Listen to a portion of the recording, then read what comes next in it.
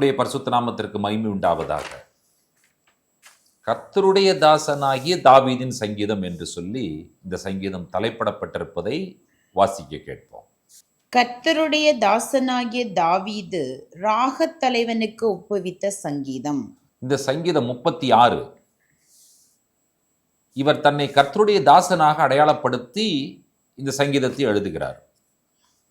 ஆகினாலும் இந்த தலைப்பிலிருந்து நாம் பார்க்கும் பொழுது அவர் முதலாவது ஆரம்பிக்கும் பொழுதே அவருடைய ஆரம்பம் துன்மார்க்கன் என்று சொல்லி ஆரம்பிக்கிறார். அப்போ என்ன அர்த்தம்னா, கர்த்தருடைய தாசன் என்பவர் வேறு, துன்மார்க்கன் என்பவன் வேறு. கர்த்தருடைய தாசனுடைய பேச்சு எப்படி இருக்கும், துன்மார்க்கனுடைய பேச்சு எப்படி இருக்கும்?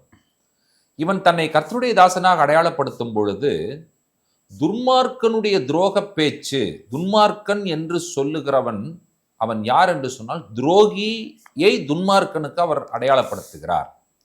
துரோகம் செய்பவன் துன்மார்க்கன் தான் துரோகம் செய்வான். அவனுக்கு துரோகம் செய்வதற்கான காரணம் என்னவென்று சொன்னால் அவனுக்கு தெய்வ பயம் இல்லை.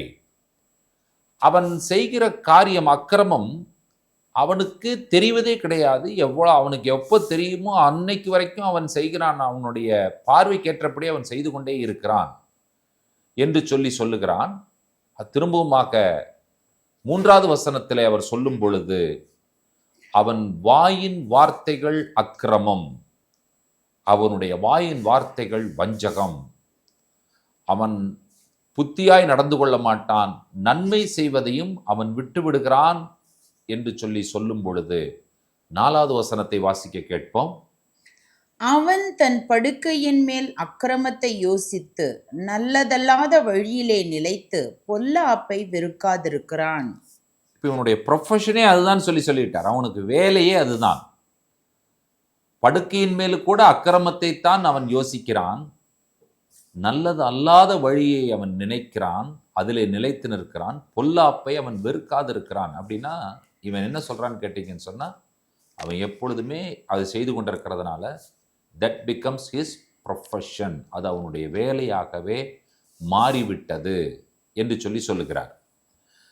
இதற்கு ஆப்போசிட்டாக, அதாவது எதிராக, தேவனுடைய மனிதன், அதாவது கர்த்தருடைய தாசன் என்று சொல்லுகிறவன் எப்பொழுதுமே தேவனுடைய ஆலயத்தை வாஞ்சிக்கிறவனாக, தேவனுடைய ஆலயத்தின் மேல் விருப்பம் உள்ளவனாக இருக்கிறான் என்று சொல்லி 5வது வசனத்திலிருந்து 10வது வசனம் வரை இருக்கிற காரியங்கள் சொல்லுகிறதை நீங்கள் கவனிக்கிறீர்கள். ஸோ அவர் சொல்ல வருகிற காரியங்களை நீங்கள் பார்த்தீர்கள் என்று சொன்னால் தேவனுடைய கிருபை, தேவனுடைய நீதி, தேவனுடைய ஆலயம் என்கிறதான விஷயத்தை மையப்படுத்தி 5வது வசனத்திலிருந்து 10வது வசனம் வரை சொல்லுகிறார். அதில் 8வது வசனத்தை வாசிக்க கேட்போம். உமது ஆலயத்தில் உள்ள சம்பூரணத்தினால் திருப்தி அடைவார்கள், உமது பேரின்ப நதியினால் அவர்கள் தாகத்தை தீர்க்கிறீர். இதை கவனித்தீர்களா? ஆலயத்தில் உள்ள சம்பூரணத்தினால் திருப்தி அடைவார்கள், உம்முடைய பேரின்ப நதியினால் அவர்கள் தாகத்தை தீர்க்கிறீர் என்று சொல்லி சங்கீதக்காரன் சொல்லுகிறதை நீங்கள் கவனிக்கிறீர்கள்.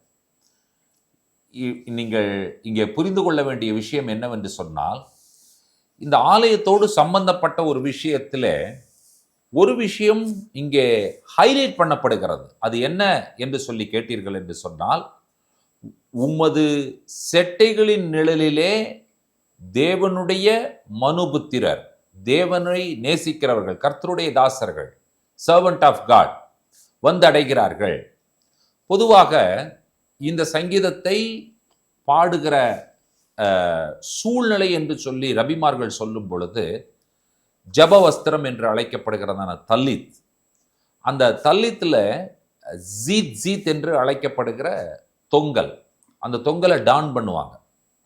உங்களுக்கு தெரியும், ஒரு தொங்கல் அதில் 8 நூலிழைகள் இருக்கும், அதில் 5 முடிச்சுகள் இருக்கும், முடிச்சுகளுக்கு இடையிலே கோர்வைகள், ராப்பிங்ஸ் இருக்கும். அதில் ஒரு நாடா இளநில நாடாவாக இருக்கும். ஸோ அது அந்த தொங்கலிலே மிக மிக முக்கியமான, அதாவது ஜப வஸ்திரத்திலே மிக முக்கியமானது தொங்கல் தான்.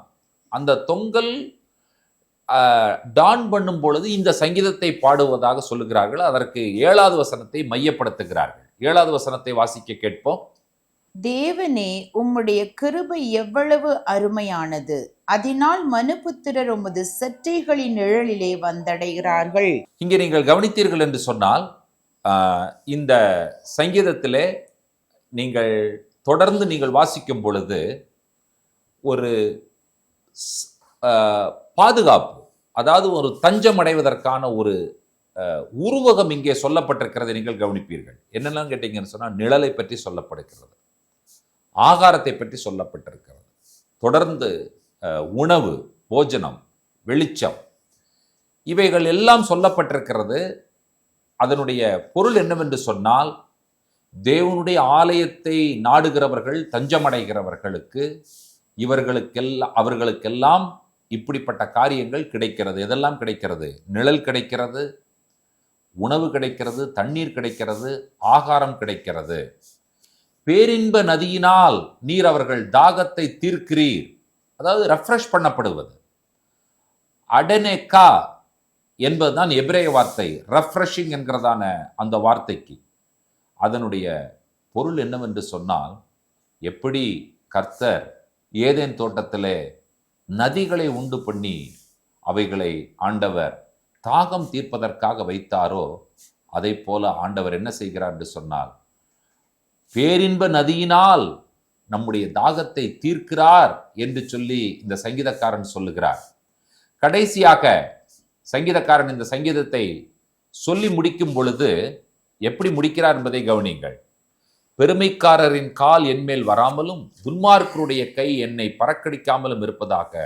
அதோ அக்கிரமக்காரர் விழுந்தார்கள், அவர்கள் எழுந்திருக்க மாட்டாமல் தள்ளுண்டு போனார்கள்.